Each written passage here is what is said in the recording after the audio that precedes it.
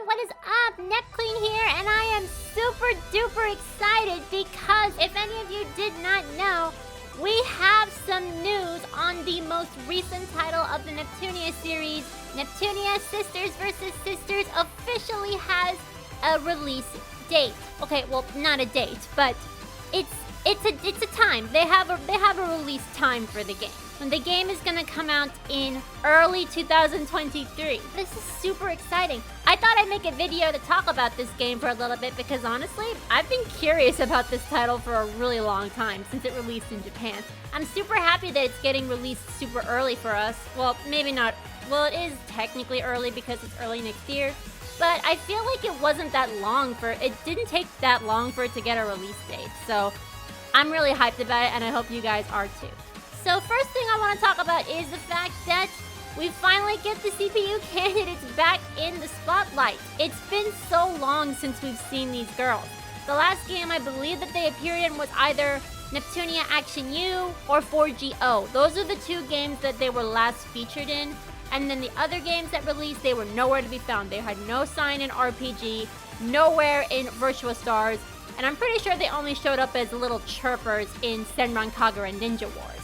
I didn't play those games, so I wouldn't know. I've seen things on the internet, so let's just go with that. I have ignored those titles because, well, that's reason number 2 that I'm excited for. This game officially has been confirmed to have an English dub, and I am super excited because I was honestly scared that we heard the last of the Neptunia dub cast from the last game that they dubbed, which of course was Super Neptunia RPG. I was scared that we wouldn't hear them again, but then we got a phone call from Neptune with her English voice actress Melissa Fawn, and I just lost my mind over it. If you guys didn't hear the call, never fear. I'm gonna put the call out right now so you guys can hear it. Let's roll the clip. Good evening, ladies and germs. Welcome to the 95th Academy. Oops, wrong card. Neptunia Sisters vs. Sisters comes to PS4, PS5, and Steam early 2023. Till then, look out for more messages from yours truly. So yeah, that's super exciting that we were able to hear Melissa Fawn's voice after so long. She obviously is just Neptune. There is no one that could ever take her place. Not even me. I may voice Neptune in things, but let's be real. Melissa Fawn is Neptune. Anyway, let's take a look at the website and read more about this game because yes, Neptunia Sisters vs. Sisters has an official website. So let's take a look at it, shall we? Alrighty, so here we are at the official website for Neptunia Sisters vs. Sisters.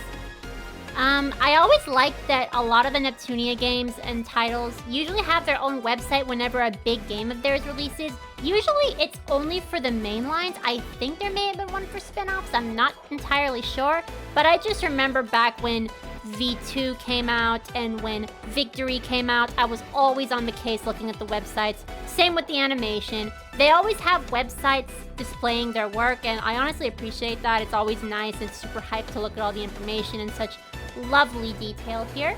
So here we have the title screen. We've got Nepgear here, and we've got the title coming early 2023. Exactly. Okay, so let's take a look at the website. So we have some of this news here. We can look at this test, what? I'm confused. Test, what is this? Okay, this is basically all the information about the game itself. We've got the title, the platform, the release date.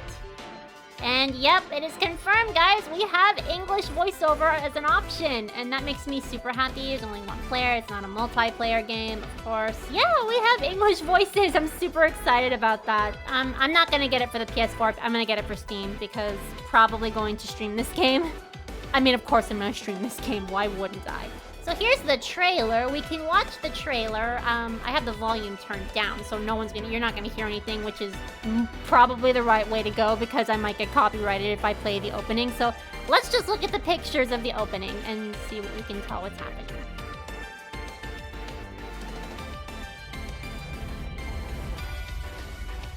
I get the feeling that Grey Sister the supposed antagonist of the story, is going to be one of those misunderstood anti-heroes. I don't think she's gonna stay a villain for very long. That's just my thoughts, though. She looks like the type of character. It's essentially phones versus consoles. Oh my god, I'm so excited for the candidates to make a comeback. Nepgear, I'm so excited to have her come back, and everybody else too. Uni looks adorable, the twins are precious. Oh, I'm so happy. The goddesses are gonna be back too, but I get the feeling that they're gonna be more on the side. I think that the candidates are gonna be the ones that shine here. And then we got those two girls. And then Gray's sister. God, the opening is going too fast. Looking like corruption is involved. I think that those two girls are based on... I know one of them is based on Apple. I don't know what the other one's based on. I don't know. You'll have to let me know in the comments. I have no idea. I don't know why people are complaining about the models of this game. I think they look great. I mean, I'm someone who's not really retro. I'm more of a modern taste type of person when it comes to games. So I appreciate the animated models with all of the detail. But a lot of people seem to be against it. Oh well, different strokes for different folks, I guess.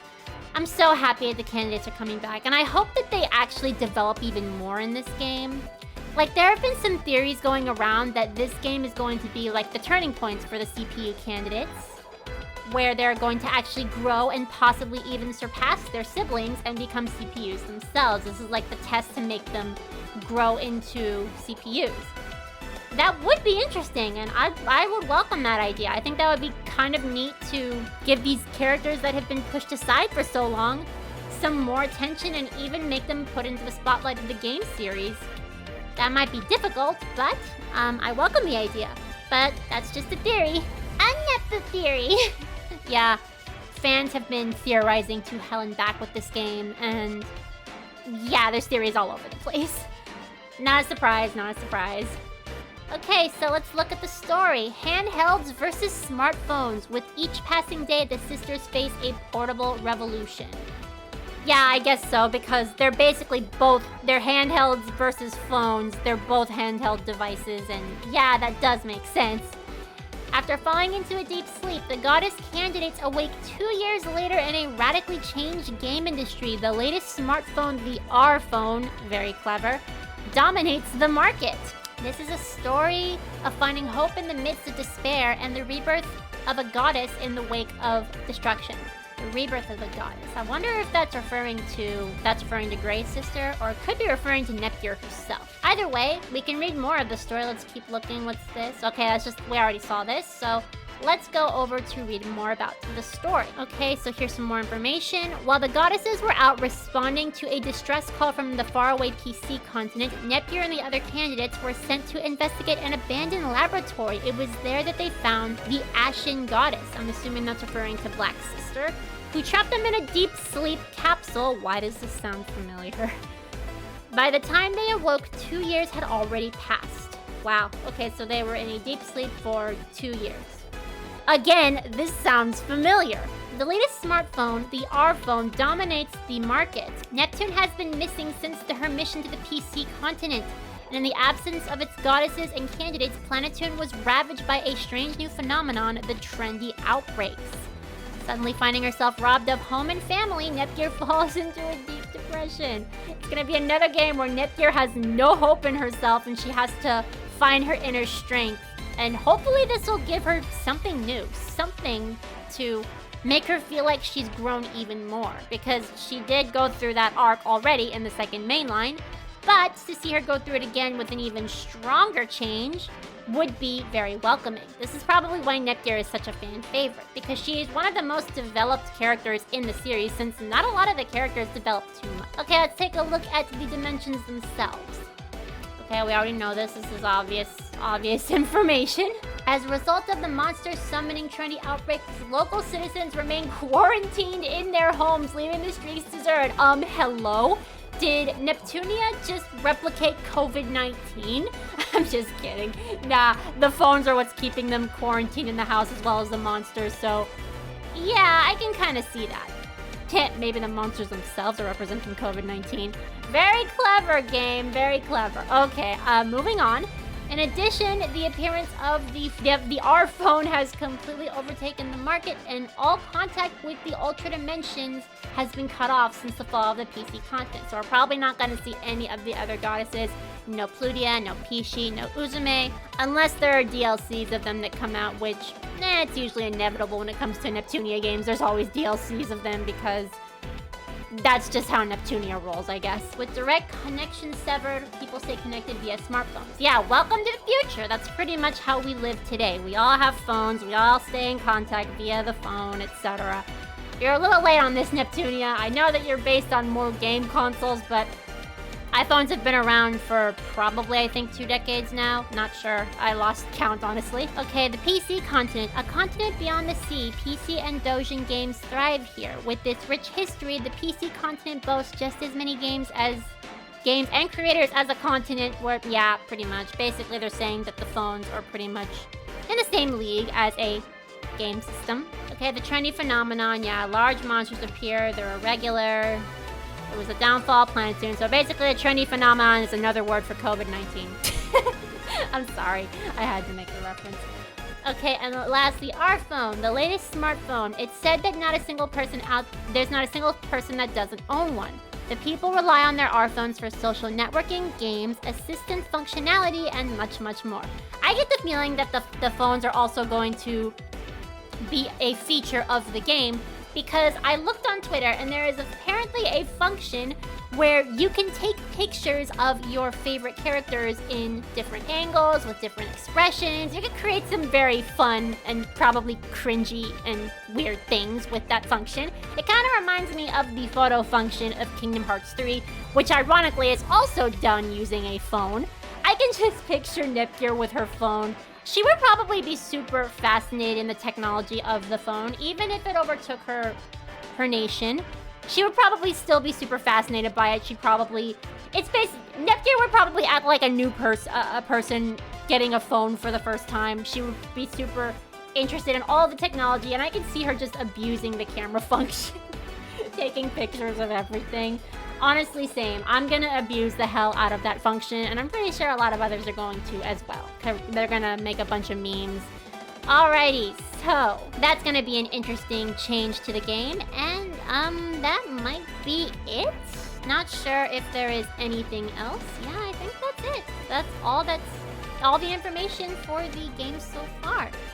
Well, anyway, guys, I'm gonna end the video there. That's pretty much all the information on Neptunia Sisters vs. Sisters. I'm super excited that it's coming out early. Well, early next year. Like I said, again, I'm hoping it's around my birthday so I can do a stream on my birthday of this game. It would be super fitting and super fun. I'm gonna stream this game regardless, so don't worry about that. Anyway, guys, I hope you are just as hyped as I am for this game. I'm trying my best not to spoil too much of it to me. Do not spoil anything to me in the comments or I will block you. I'm trying to go into this game as blind as possible. Sometimes even watching the trailers hurts because you know exactly what you're in for. But I'm going to try to go into this as blindly as possible, so I'm not going to be looking up any further information unless the website just gives us a little bit more intake on the game's release and whatnot. But yeah, I'm not trying to go into this completely blind. It'll be more fun that way. Alright, guys. I hope you guys have a great rest of your day, and I look forward to seeing you guys in the next video. Alright, this is the Net Queen now officially signing off. Bye-bye, and see you next time!